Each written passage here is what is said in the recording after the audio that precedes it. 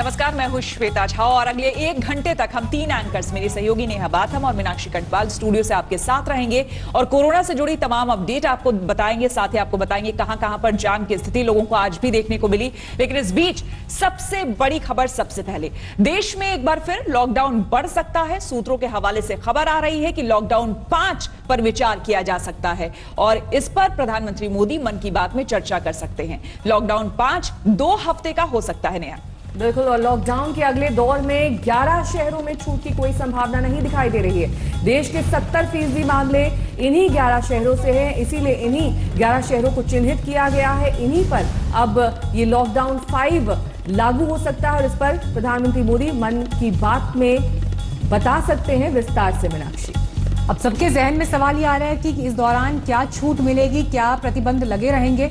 तो सरकार धार्मिक स्थलों को लेकर भी विचार कर रही है कि कुछ शर्तों के साथ धार्मिक स्थलों को खोला जा सकता है, लेकिन स्कूल, कॉलेज और मॉल्स इन्हें अभी खुलने की इजाजत नहीं होगी। ये बड़ी खबर आ रही है और देखिए वो शहर भी आपको हम दिखा रहे हैं जहां पर छूट नहीं मिलेगी। ये वो 11 शहर हैं जहां पर सबसे ज्यादा मामले अब तक जो है वो रिपोर्ट हुए हैं। कंवलजीत संधू इस वक्त आ गई हैं हमारे साथ और जानकारी के साथ। कंवल, जिस तरह से सूत्रों से भी जानकारी मिल रही है कि लॉकडाउन को आगे बढ़ाया जाएगा, लेकिन छूट के नई किश्त यहां पर सामने आ सकती है। क्या डिटेल्स आपके पास मौजूद हैं अभी?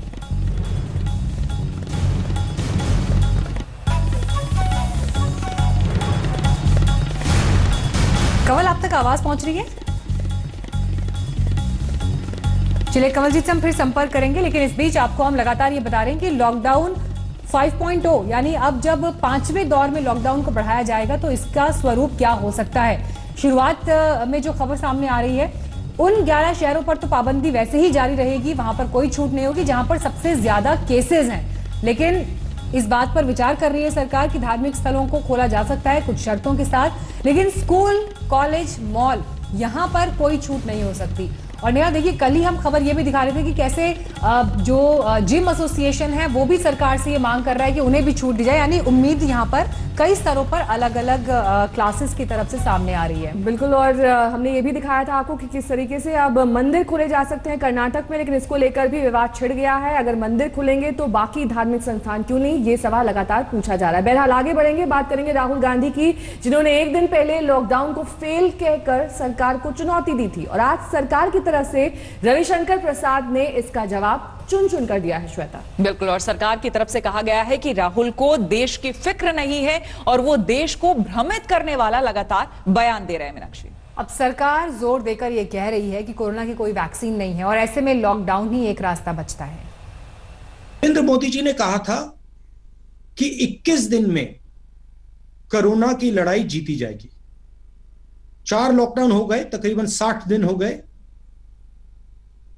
हिंदुस्तान पहला देश है जो बीमारी के बढ़ते वक्त लॉकडाउन बंद कर रहा है।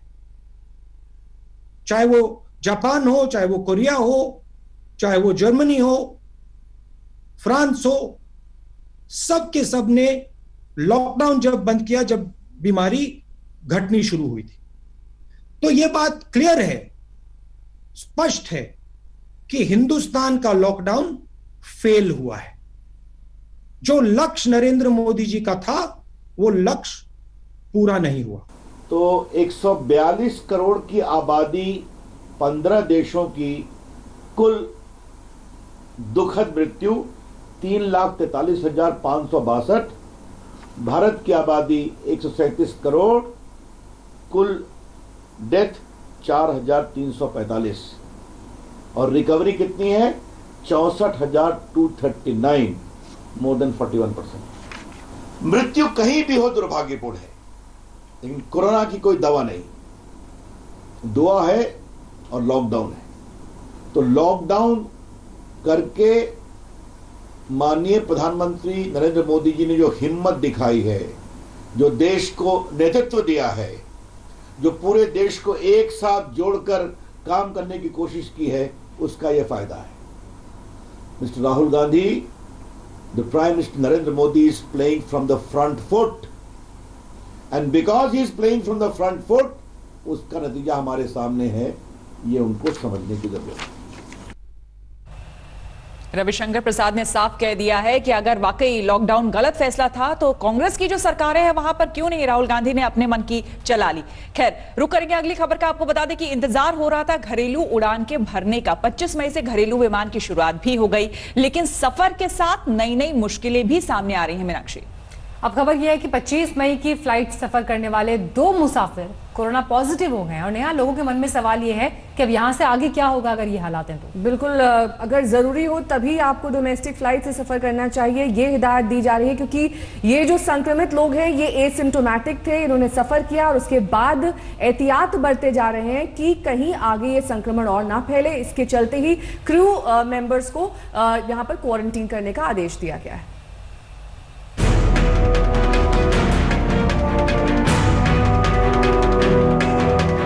It's not viable, and if you were to do that, you would have to hike up the price of the airline ticket by 33%.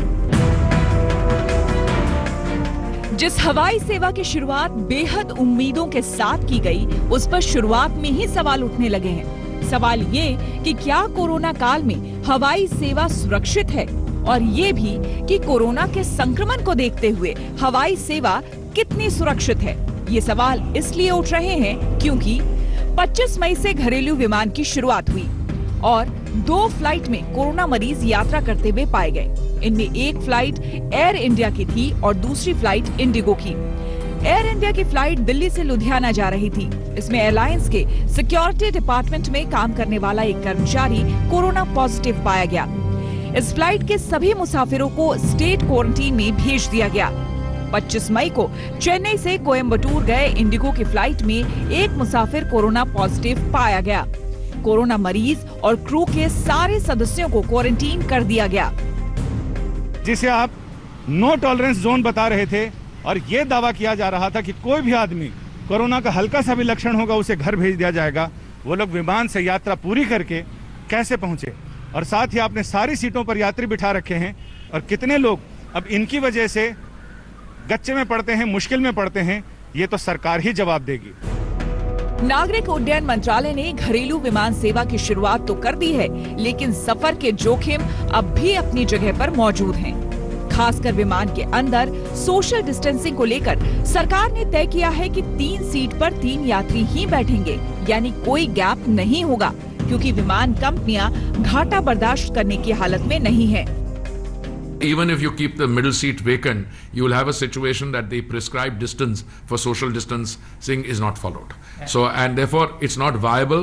And if you were to do that, you would have to hike up the price of the airline ticket by 33%. जिन 2 यात्रियों को corona positive पाया गया, उनको लेकर विमान कंपनियों के पास पहले से कितनी पुख्ता सूचना थी, इस पर भी सवाल है। हवाई अड्डे पर उनकी सेहत की कितनी जांच की गई, इस पर भी सोचना होगा। आज तक ब्यूरो। तो गौरतलब बात यह है यहाँ पर श्वेता और मीनाक्षी की सोशल डिस्टेंसिंग का पालन तब भी नहीं किया जा सकता अगर बीच की सीट खाली छोड़ दी जाए। नागरिक उड्डयन मंत्री ने साफ किया, उन्होंने कहा कि अगर ऐसा किया भी जाता है तो 33% तक किराया बढ़ जाएगा। आगे बढ़ेंगे, बात करेंगे लगातार दूसरे दिन किस तरीके से मरकज के विदेशी जमातियों के खिलाफ 15 चार्जशीट दायर की गई है। मीनाक्षी, कुल मिलाकर 946 विदेशी जमातियों पर कानून की कई धाराएं तोड़ने का आरोप है। श्वेता, इससे पहले कल भी हमने देखा था 20 एफआईआर, आज 15, कुल मिलाकर 35 एफआईआर जो है उनकी जानकारी अभी तक मौजूद है। सबसे बड़ा सवाल कि साद कहां है? जी हां, विदेशी जमातियों ने क्राइम ब्रांच की पूछताछ में साफ कहा है कि मौलाना साद ही वो शख्स हैं जिन्होंने 21 मार्च के बाद भी उनको मरकज में ही रुकने को कहा था।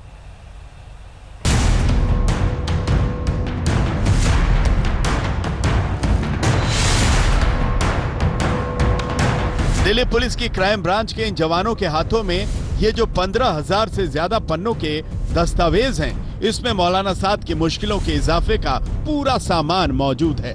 लगातार 2 दिनों में दर्ज 35 चार्जशीट यूं तो 377 जमातियों के खिलाफ है, लेकिन बार बार मास्टरमाइंड के तौर पर मौलाना साद की तरफ उंगली उठती नजर आती है।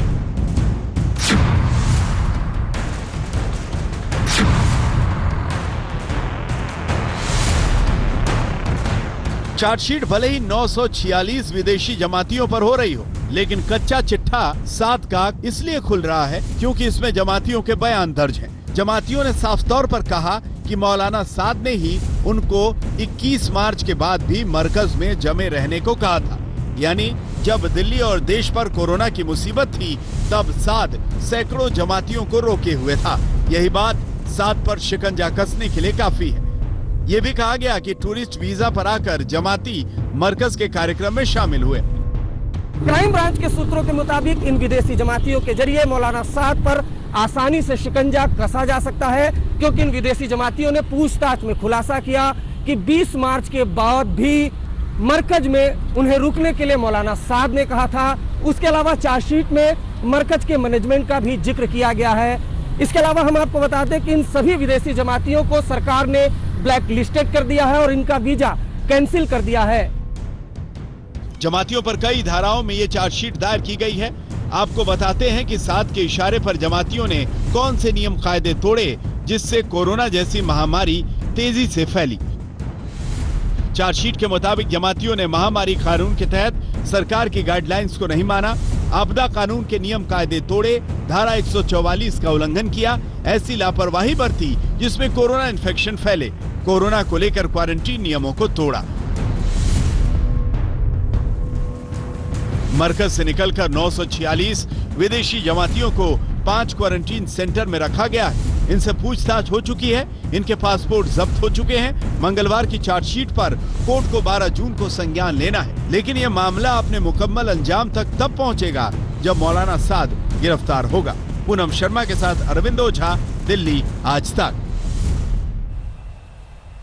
और आपको बता दें कि दिल्ली में लगातार जिस तरह से मामले बढ़ रहे हैं कोरोना के, उसे देखते हुए नोएडा और गाजियाबाद जो कि उत्तर प्रदेश के ये शहर हैं, वो बॉर्डर एरियाज खोलने को तैयार नहीं है। एक तरह से कन्नी काटते हुए दिल्ली से नया नजर आ रहे हैं। बिल्कुल, और बॉर्डर एरियाज को लेकर एक बार फिर से लॉकडाउन 3 जैसी और लॉकडाउन 2 जैसी स्थिति कर दी गई है यहाँ पर, क्योंकि कोई भी यहाँ पर कोताही ना बरती जाए, इसका पूरा ख्याल रखा जा रहा है। दिल्ली गाजियाबाद बॉर्डर को सील कर दिया गया। उसके बाद लोगों को तमाम परेशानियां हुई, लेकिन आज भी जाम जैसी स्थिति दिखाई दी मीनाक्षी वहां पर। और देखिए, जिस तरह से कोरोना के मामले दिल्ली में बढ़ते जा रहे हैं और सीमाएं सील हैं, तो लोगों की अपनी मुश्किलें भी हैं जिसका समाधान वो सरकार से चाहते हैं, लेकिन असमंजस होना, क्लियर ऑर्डर्स ना होना, इसकी वजह से लोगों को परेशानी हो रही है।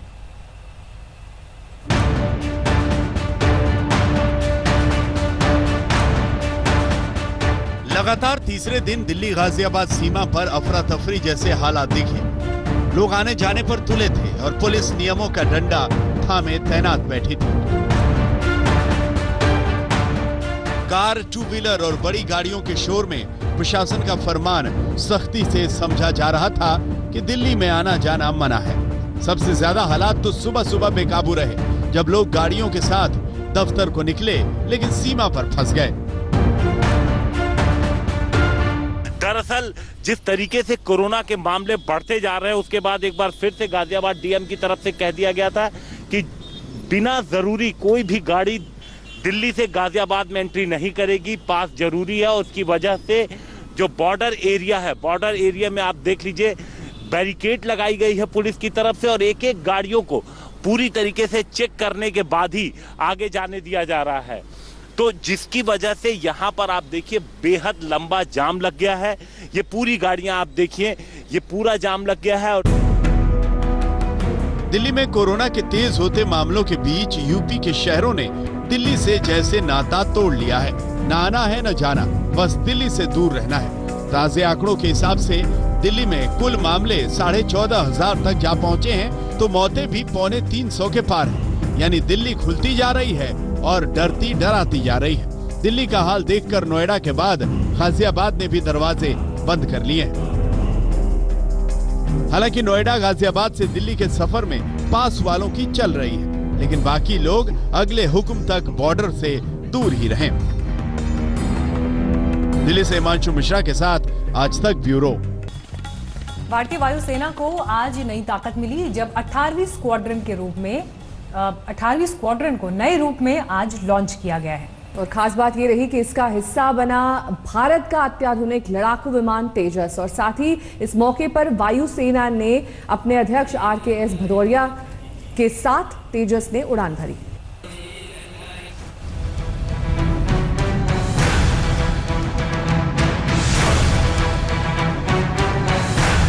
तमिलनाडु के सुलूर एयरफोर्स स्टेशन की ये तस्वीरें भारत के किसी भी दुश्मन की नींद उड़ाने का मादा रखती हैं। दुश्मन को मुंहतोड़ जवाब देने के इंतजामों का एक और जोशीला कदम यहां उठाया गया। भारत के सबसे तेज तर्रार जंगी विमानों में शुमार तेजस बुधवार को वायुसेना की 18वीं स्क्वाड्रन में शुमार हो गया। वायुसेना के जवानों का हौसला बढ़ाने के लिए इस खास मौके पर खुद वायुसेना अध्यक्ष RKS भदौरिया भी मौजूद थे। वायुसेना अध्यक्ष ने इस मौके पर तेजस में उड़ान भी भरी।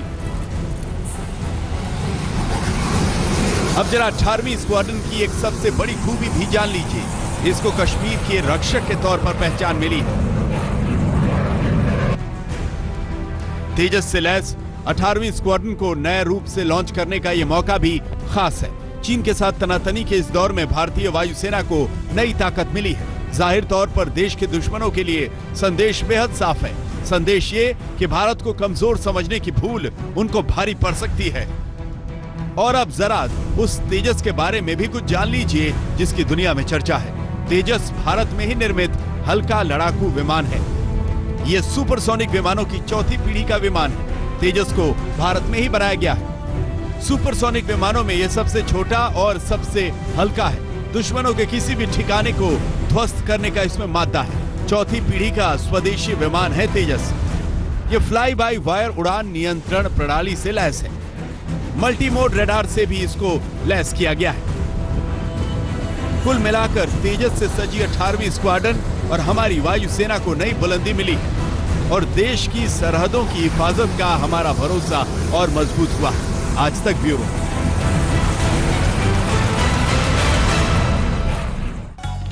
और इस वक्त की बड़ी खबर आपको बता दें, बहुत सारी जगहों पर इस वक्त भारत के नक्शे में दिखाने की हिमाकत करने के बाद अब इस विवाद में नेपाल पीछे हट गया है। नए नक्शे को संसद से पारित किए जाने का प्रस्ताव वापस ले लिया गया है। इस नक्शे को लेकर नेपाल के साथ भारत के राजनीतिक और कूटनीतिक संबंधों में दरार आ गई थी। नक्शे को देश के संविधान में जोड़ने के लिए आज नेपाली संसद में संविधान संशोधन का प्रस्ताव रखा जाना था, लेकिन नेपाल सरकार ने ऐन मौके पर संसद की कार्यसूची से आज संविधान संशोधन की कार्रवाई को हटा दिया। सत्ता पक्ष और प्रतिपक्षी दलों की सहमति से विधेयक को फिलहाल संसद की कार्यसूची से हटा दिया गया।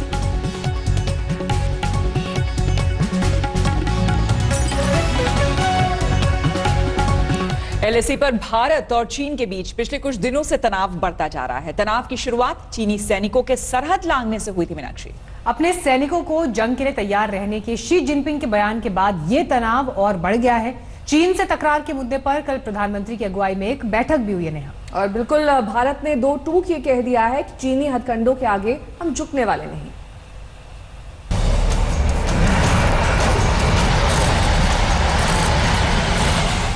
कोयंबटूर के सुलूर एयरबेस से लाइट कॉम्बैट एयरक्राफ्ट तेज को उड़ाते हुए air chief marshal RKS Bhadauria की यह तस्वीर ऐसे वक्त सामने आई है जब लाइन ऑफ एक्चुअल कंट्रोल पर भारत और चीन के फौज आमने सामने हैं।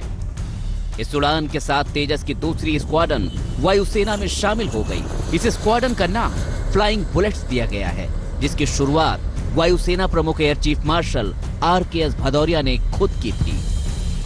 एयर चीफ मार्शल की इस उड़ान का भारत चीन के ताजा तनाव से कोई रिश्ता नहीं, लेकिन चीन को यह दिखाने के लिए काफी है कि वो आज के भारत को 1962 का हिंदुस्तान ना समझे। तेजस जैसे लड़ाकू विमान के साथ हिंदुस्तान दुनिया के किसी भी मिलिट्री सुपर पावर से कम नहीं है। नरेंद्र मोदी के भारत को कोई भी आंख नहीं दिखा सकता। फिर कहूंगा, नरेंद्र मोदी जी के भारत को कोई आंख नहीं दिखा सकता। एक शब्द में आपका उत्तर दे दिया। एक तरफ एयर चीफ मार्शल तेजस में उड़ान भर रहे थे, तो दूसरी तरफ दिल्ली में थल सेना अध्यक्ष MM नरवणे के साथ सेना के टॉप कमांडरों का मंथन चल रहा था। वैसे तो 3 दिन की ये कॉन्फ्रेंस पहले से ही प्रस्तावित थी, लेकिन भारत चीन तनाव को देखते हुए सबकी निगाहें इसी कॉन्फ्रेंस पर हैं। पहले भारत की जो कोशिश थी कि इस मामले को जो ग्राउंड पर जो सैन्य कमांडर हैं उनके साथ बातचीत और राजनीतिक स्तर पर सुलझाने की कोशिश की जाए, लेकिन अब चीन की हिमाकत लगातार बढ़ रही है। ऐसे में प्रधानमंत्री ने तीनों सेनाओं से पूरे हालात की जानकारी ली और अगर सैन्य विकल्प के तौर पर देखा जाए, सामरिक तौर पर देखा जाए, उससे कैसे निपटना है, इसको लेकर तीनों सेनाओं से एक ब्लूप्रिंट प्रधानमंत्री ने मांगा है, जिसकी जानकारी इस अहम बैठक के दौरान दी गई।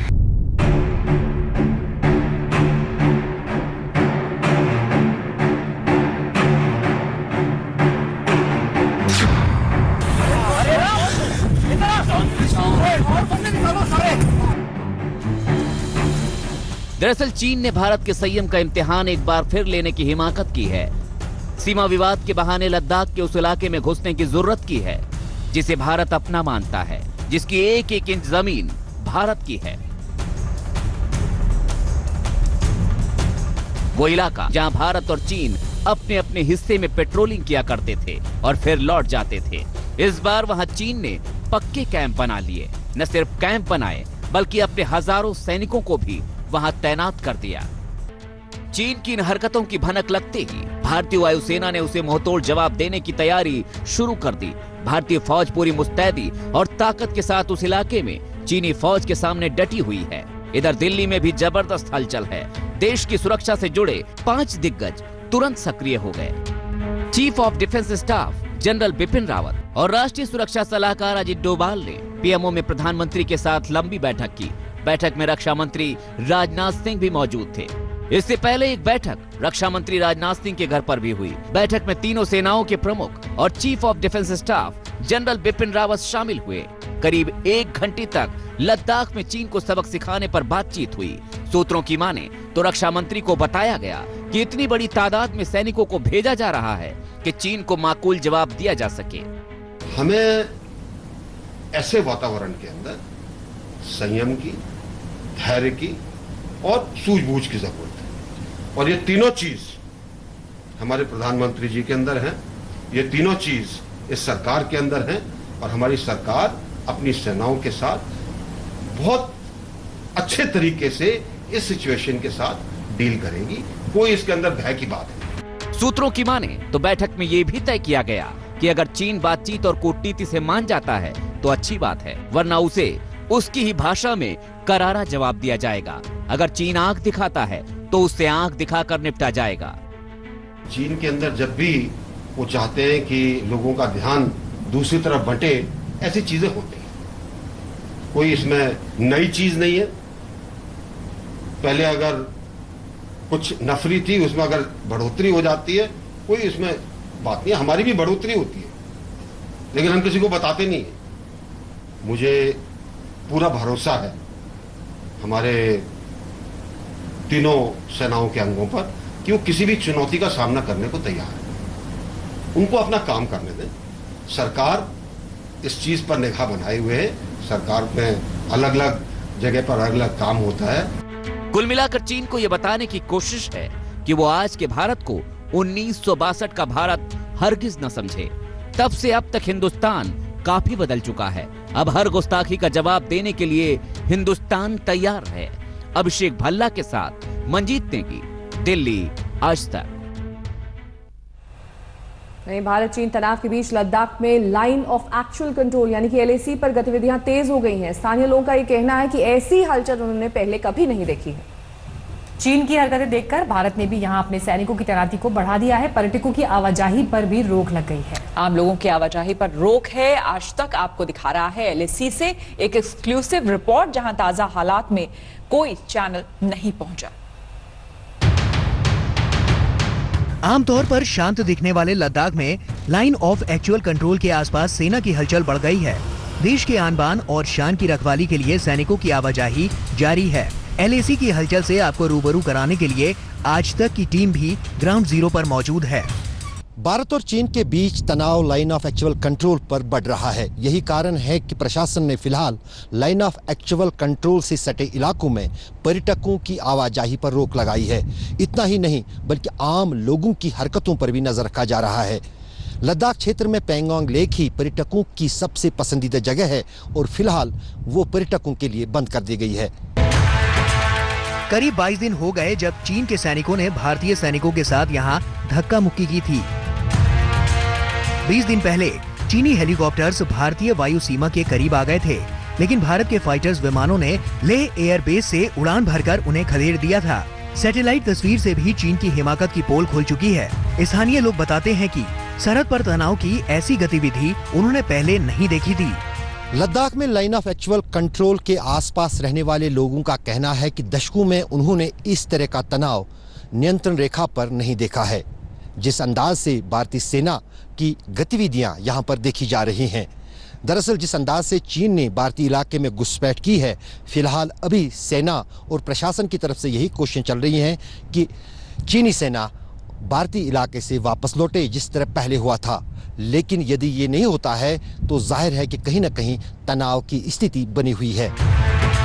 एक तरफ चीनी सैनिकों की गुस्ताखी और दूसरी चीनी राष्ट्रपति शी जिनपिंग का उकसाने वाला बयान, दोनों ने भारत चीन की सीमा के तनाव को बढ़ा दिया है। चीनी राष्ट्रपति ने सशस्त्र बलों को निर्देश दिया कि वो राष्ट्रीय संप्रभुता और देश की समग्र सामरिक स्थिरता की रक्षा करने के लिए सैनिकों की ट्रेनिंग को मजबूत करें और युद्ध के लिए तैयार रहें। जिनपिंग के इसी बयान के बाद अटकलें तेज हो गयीं कि चाहता क्या है चीन। चाहे उनकी पॉलिटिकल प्रॉब्लम्स हो, चाहे उनकी इकोनॉमिक प्रॉब्लम्स हो, चाहे उनकी पूरी वर्ल्ड की तरफ से घेरा डल रहा हो, चाहे उनको शिकस्त मिल रही हो ताइवान में, चाहे हांगकांग में, परेशान है शायद। और एक बात आपको मैं कहूँ हिंदी में कि जब एक आदमी पिटना शुरू हो जाता है ना तो वो ज़रा ज़्यादा ही परेशान शुरू हो जाता है। Then he begins to show all kinds of क्या कहते हैं वेरी इमेच्योर एक्टिविटी। तो मैं तो इस समय कहूँगा कि ये बड़ी इमेच्योर एक्टिविटी है चाइना की, और हमें इसमें कतई चूकना नहीं चाहिए। ना मिलिटरीली चूकना है, ना डिप्लोमेटिकली चूकना है, ना पॉलिटिकली चूकना है। भारत भी कहां चीन की इन धमकियों में आने वाला था। सूत्रों के मुताबिक भारत ने तय कर लिया कि अगर लद्दाख में भारत के सड़क और पुल बनाने से चीन बौखला रहा है तो ये उसकी परेशानी है। भारत सड़क और पुल बनाने जैसे काम पर कतई लगाम नहीं लगाएगा। भारतीय सेना ने टैंक और तोप ढोने वाले ट्रांसपोर्ट विमानों के जरिए फॉरवर्ड पोस्ट पर सैनिकों को भेजना शुरू कर दिया। पूर्वी लद्दाख सेक्टर में ऊंचे इलाकों पर सैनिकों को जितनी तेजी से भेजा जा रहा है उससे हालात का अंदाजा लगाया जा सकता है। बताया जा रहा है कि नीचे के पोस्ट में मौजूद सैनिकों को दौलत बेग ओल्डी में इकट्ठा किया गया, फिर उसकी हवाई पट्टी से चॉपर और दूसरे वाहनों के जरिए सैनिकों को नियंत्रण रेखा की ओर रवाना किया गया ताकि चीन को मुंहतोड़ जवाब दिया जा सके। लद्दाख में अशरफ वानी और दिल्ली में राहुल श्रीवास्तव और गौरव सावंत के साथ मंजीत नेगी, आज तक ब्यूरो। दरअसल हकीकत यह है कि चीन चारों तरफ से घिरा हुआ है और उसकी ये बौखलाहट है जो कि वो भारतीय सीमा पर दिखाने की कोशिश कर रहा है। लेकिन चीन के सरकारी मीडिया की सुई अब भी 1962 पर अटकी हुई है और बार बार वहां का मीडिया 1962 का राग अलाप रहा है। लेकिन वो भूल गया है कि वक्त का पहिया घूम चुका है। अब ना वो भारत है ना ही वो चीन बचा है। 62 के बाद भारत ने कई बार चीन को चित किया। अगर इस बार भी वो नहीं संभला तो भारतीय सेना 62 का बदला साल 2020 में लेकर रहेगी।